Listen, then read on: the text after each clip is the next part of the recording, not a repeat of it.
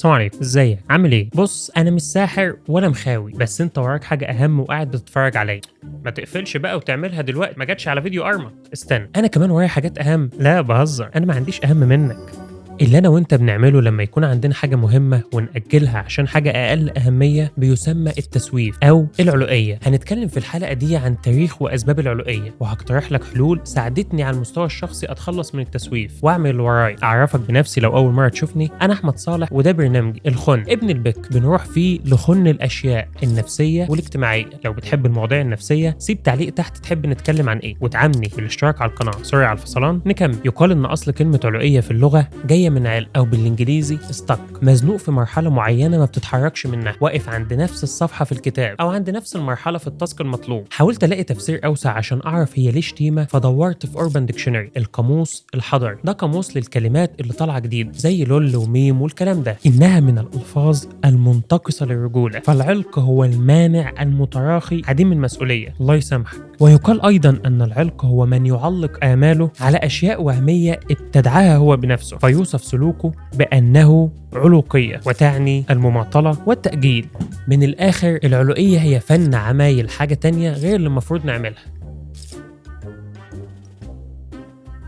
لكن يا ابو الصحاب النهارده، وعلى عكس ثقافتنا اللي بتشتم تصرف معين وتوصمه بالعار بدل ما تحاول تعالجه، احب اقول لك ان دي مش حاجه محصوره على المتراخين وعديم المسؤوليه ولا حاجه. الباحث بيرسي ستيل بيقول ان 95% مننا بيتعلق بشكل او باخر. الروائي والكاتب الشهير ارنست هيمنجواي كان بيحب يقعد مع اصحابه يرغوا اكتر ما يقعد يخلص كتابته. ما التزمش الا لما لقى طريقه يعرف يلزم فيها نفسه انه يخلص كتابته. اشترى مركب وبقى ينزل بيه البحر، يروح لجزيره تانية او اي مكان تاني يشتغل هناك. فرانس كافكا كان علق كبير، بينام كتير وبيدعي ان ده بيساعده على شغله. ما سابش وراه غير رسائل، بدأ في 3 روايات ما كملش ولا واحدة فيهم. ومش بس العصر الحديث، عبقري عصر النهضة ليوناردو دافنشي كمل اقل من 20 لوحة بس في حياته. الموناليزا نفسها قعد 16 سنة عشان يكملها، مش بس عشان كان عايزها مثالية، لكن كان عشان بيسيب رسمه وينشغل بحاجات تانية، زي انه شخبط في دفتر ملاحظاته. شخابيته دي كان فيها افكار لاختراعات ثورية زي الهليكوبتر والغواصة وخرايط واختراعات، افكار الناس بعده بسنين هتهتم بيها وتبقى اختراعات ثوريه وتغير حياتنا وحياتهم. علوئيه دافنشي ما كانتش مختلفه باي شكل عن علوئيتك وعلوئيتي.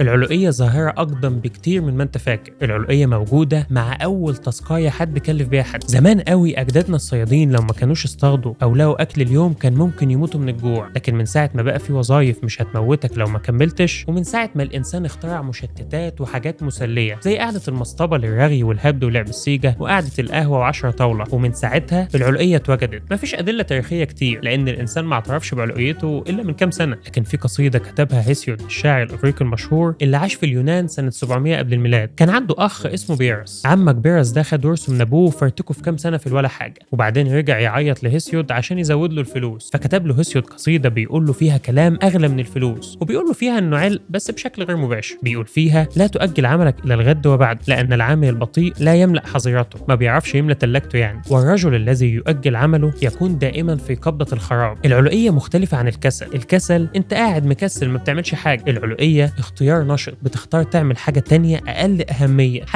أهمية من المطلوب منك، لأن المهمات المطلوبة منك صعبة ومزعجة والحاجات التانية سهلة وممتعة أكتر. بالتالي بتقلل إنتاجيتنا وبتسيبنا مع إحساس بالذنب والخجل. حتى الباحثين بيعرفوها بإنها سلوك انهزامي بيتسم بمكافآت قصيرة المدى وعواقب طويلة المدى. ليه الإنسان بيعمل في نفسه كده؟ الحقيقة إن العلوئية مرتبطة بشكل وثيق بقلة الثقة والنظرة الدونية للنفس. شايف إن المهمة اللي أنت مكلف بيها أصعب من إنك تقدر تتولاها، وده مش حقيقي. لا يكلف الله نفسا إلا وسعها. المهمة المطلوبة منك بطبيعة الحال في استطاعتك، وإلا ما كنتش اتكلفت بيها. لكن في بعض الحالات ما بنشوفش الأمور على حقيقتها، جايز لأننا بنعاني من اكتئاب أو ستريس أو فرط الحركة ونقص الانتباه، ودي مهمة الدكتور النفسي إنه يشخصها ويعالجها. باقي أسباب التسويف بتشمل الملل أثناء عمل المهام، ودي علاجها إنك تلاقي معنى للي بتعمله. لو ملوش معنى لاقي له معنى. محاضرة الجغرافيا أو تقرير الشغل في حد ذاتهم مملين، لكن لو ربطناهم بنجاحنا وهدف أكبر في حياتنا هيبقى ليهم مغزى. السبب الثاني عدم الإيمان بقدراتك. كل المهام اللي في الدنيا سبق وناس عملوها، الملايين نجحوا في نفس المواد، الآلاف قدروا يصنعوا ثروة، ناس زيك تماما. كل اللي بيتطلبه الأمر إنك تؤمن إنك هتروح هناك بدون أي حزن، تبقى عارف إنها مسألة وقت وهتحقق ده. عارف كلام يبدو تنمية بشرية، بس التاريخ هو اللي قال كده، اللي بيقدم بيلاقي. السبب الثالث التالت هو الخوف والقلق، وده لوب يا صديقي، خايف وقلقان فمش عارف تعمل اللي وراك، ما بتعملش اللي وراك فانت خايف وقلقان، وحلقة ما بتنتهيش. كسر الحلقة دي هنا هيكون بكسر الخوف أو بكسر المماطلة. الأسهل فيهم في رأيي والأكثر منطقية إنك تبدأ في تنفيذ مهامك، تبدأ قبل ما كل حاجة تبقى جاهزة، قبل ما المود المناسب للشغل يحضر. المشترك في كل العظماء عبر التاريخ إنهم بدأوا قبل ما يكونوا جاهزين. الحاجة الأخيرة اللي بتسبب العلوية هي التشتت.